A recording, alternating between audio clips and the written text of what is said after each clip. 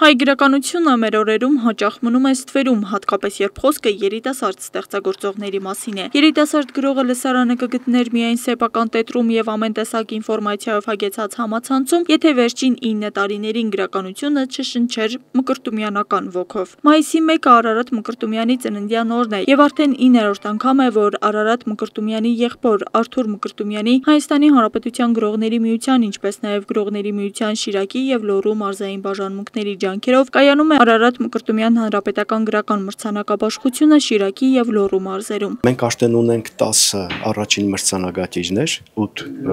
պոեզիայի ժանրից, 2 արձակի եւ 11 գրական անթոլոգիաներ են տպագրվել այս 9 տարիների ընթացքում, որտեղ ներառվել են ավելի քան 100 ստեղծագործողներ։ Թվերը բավականին խոսուն են եւ հասկանալի է, թե ինչ մեծ գործ է կատարել այս հիմնադրամը։ Կանաչ լույս է վառվում սրանով գրողների համար դեպի գրական աշխարհ եւ նաեւ պատասխանատվությունն է շատանում գրողների, որ հետագայում իրենց գործունեության ժամանակ ավելի զարգացնեն իրենց եւ գրելաոճը եւ պատկերային մտածողությունը։ Արարատ Մկրտումյանի հիշատակին նվիրված գրական մրցանակաբաշխությունը գրելով նրա անունը այսօր արդեն դարձել է մի եզակի հարթակ, որտեղ գրական խոսքը գտնում է իր արժեքն ու լսարանը։ Նպատակն այն է, որ համախմբվել են նոր սերունդը, կարողացել է համախմբվել Շիրակի մարզում եւ Լոռու մարզում։ Եվ սա է տարբերությունը այլ մարզերի հետ, որ մեր երիտասարդությունը արդեն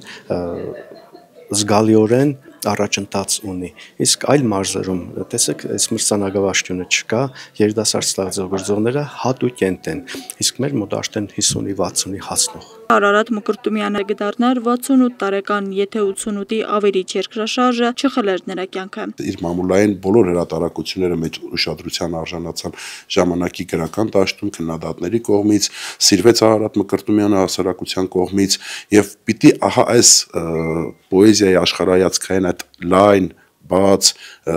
դաշտը, որը որ սկսել էր Արարատ Մկրտումյանը, այսօրվա երիտասարդները շարունակեն այդ մոտեցումը, որպեսզի մենք ունենանք լայն հայացք։ Մրցանակաբաշխությունը բաց է մինչև 30 տարեկան բոլոր երիտասարդ գրողների համար արձակ ու չափածո ժանրերում, սակայն սա պարզապես մրցույթ չէ, այլ ինքնահաստատման, ճանաչման եւ ներուժի բացահայտման առիթ է։ Հաղթողներն ունեն բացառիկ հնարավորություն տպագրվելու առանձին գրքերով, ներկայացվելու գրական անթոլոգիաներում, հանրայնացվելու մի այնպիսի հարթակում, որտեղ իրենց ձայնը լռության մեջ չի կորում։ Մրցանակաբաշխությունը ոչ միայն մշակութային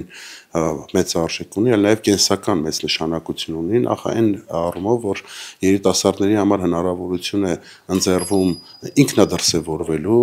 այսինքն այդ առաջին դժվար քայլը հաղթահարելու համար շատ կարևոր է մրցանակաբաշխության որդեգրած քաղաքականությունը, իսկ մշակութային առումով գրական հունձքն է ամբողջանում, ամբարվում, եւ այդ իմաստով մենք տեսնում ենք այնտեղ շատ բավականին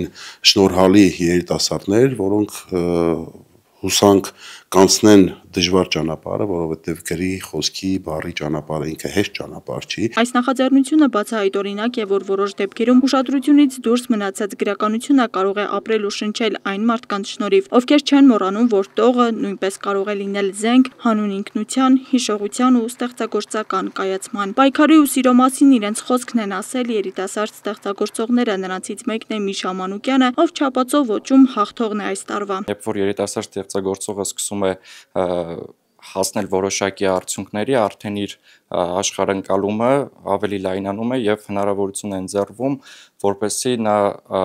ավելի արժևորվի մեր հասարակության կողմից։ Արարատ Մկրտումյանը այն եզակի ստեղծագործողներից մեկն է եղել, որ